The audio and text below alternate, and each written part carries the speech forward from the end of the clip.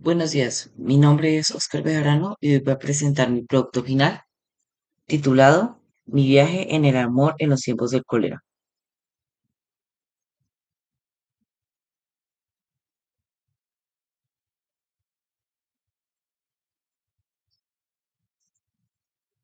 Mientras leía El amor en los tiempos del cólera, me pude aventurar en su historia, esos personajes que amaban con fuerza increíble y en esa ciudad caribeña llena de vida y a la vez de recuerdos. Pero algo más me llamó mi atención, el cólera. La enfermedad se ve en el título, en la profesión del doctor Urbino, enemigo constante de la gente.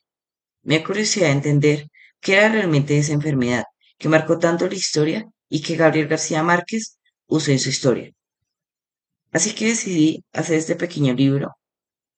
Mi idea es explorar qué es el cólera, cómo se contagiaba y qué afectaba a la gente, usando lo que se ve en la novela y algo de información que investigué.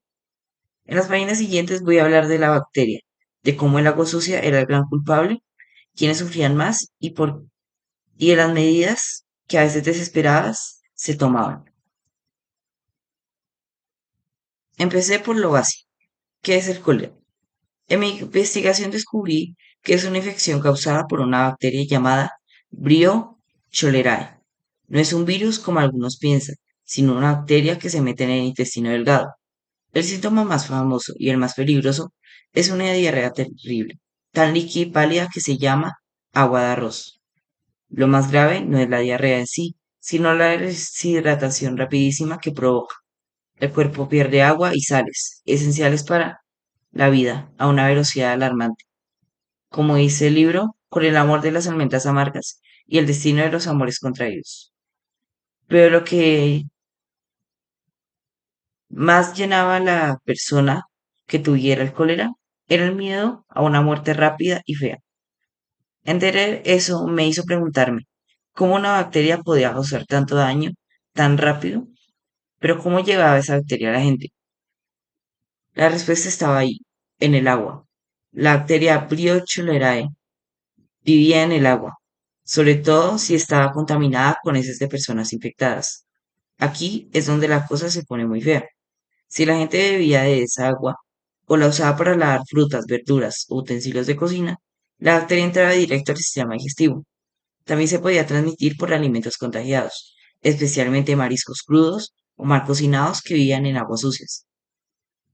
Esto fue un problema enorme, sobre todo en el siglo XIX, cuando las ciudades crecían a una velocidad alarmante, pero no tenían sistema de alcantarillado ni agua potable segura para todos.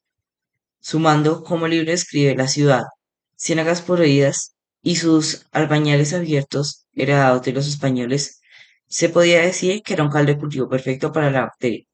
El doctor Urbino luchaba por construir el primer acueducto, el primer sistema de alcantarillas, lo que me hizo ver que entendía perfectamente por dónde venía el peligro. No era algo mágico ni un castigo divino, era un problema de higiene y cómo vivía la gente.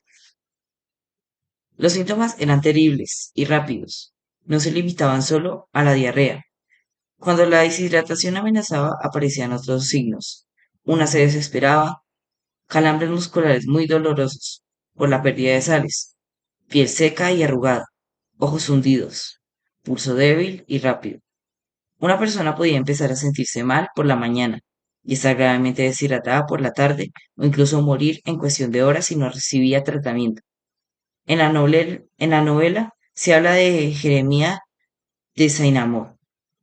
Aunque él murió por cianuro, no por el cólera, me hizo pensar cómo el cuerpo y la mente reaccionan en situaciones extremas. Entender lo anteriormente mencionado me hizo pensar en cómo vivía la gente en la época y cómo las condiciones sociales influían tanto en la propagación del cólera. La ciencia explica cómo se transmite la bacteria, pero la realidad social es quien decide quién se infecta y quién no vive y quién muere. En la ciudad del libro, como en muchas del siglo XIX, había una desigualdad enorme. Los barrios pobres o zonas cerca de las ciénagas no tenían agua potable ni sistemas para eliminar aguas negras. La pobreza significaba tener mala nutrición, lo que debilitaba a las personas y las hacía más vulnerables a la infección. Era un círculo vicioso entre pobreza, falta de higiene, enfermedad y más pobreza. No todos sufrían por igual. Aunque la enfermedad era abismal, las familias adineradas, en especial las del barrio de los Virreyes, tenían probablemente acceso a fuentes de agua más seguras. Aunque el doctor Urbino sabía que incluso el agua de los aljibes podía tener gusarrapos. Era sin duda menos peligrosa que el agua de las ciénagas o pozos públicos contaminados. Además, los ricos podían pagar médicos como Juvenal Urbino, que aunque no tuvieran la cura definitiva, el tratamiento principal sigue siendo la rehidratación. Sí podían ofrecer cuidados y recomendaciones de higiene. Los pobres, en cambio, dependían de remedios caseros, creencias populares o simplemente se resignaban a la fatalidad. Aunque el libro no se centra solo en el cólera, se siente ese peso de la enfermedad como una sobra constante. Aunque el tema principal es el amor de Florentino Ariza y Fermín Daza, el cólera está ahí, definiendo la época, la carrera del doctor Urbino e incluso influyendo en el miedo y la percepción de la vida y la muerte. En el mismo título, El amor en los tiempos del cólera, una de las dos grandes fuerzas de la novela, me hizo reflexionar sobre cómo una crisis sanitaria podía transformar todo. El amor se hacía más intenso por la cercanía a la muerte, o el miedo y la enfermedad separaban a la gente. La novela elige ambas cosas. Florentino esperó décadas por Fermina, pero también se ve la fragilidad de la vida, como en el caso de Saint Amour. El amor de Florentino y Fermina florece a pesar de todo, como una flor resistente. Pero hay que recordar que el cólera no es solo una cosa del pasado. Todavía hoy, en lugares sin acceso a agua limpia, la gente sigue muriendo por esta enfermedad.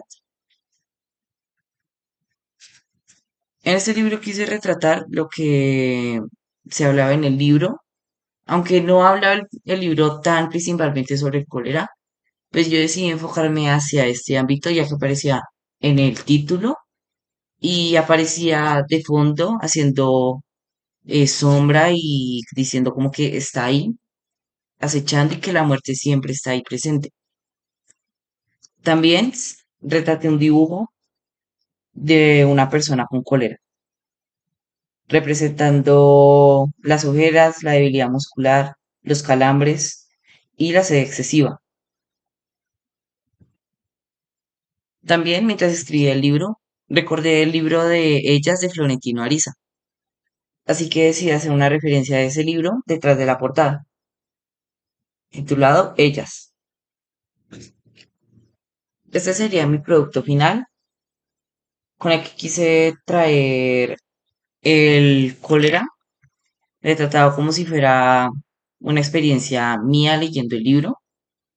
Aunque es verdad que todas las muertes de esa época no fueron por el cólera, también algunas fueron por guerra civil o simplemente se suicidaban por el miedo, pues el cólera funcionaba como fachada para tapar las demás muertes, pero también afectaba mucho a la población. Y pues eso sería todo.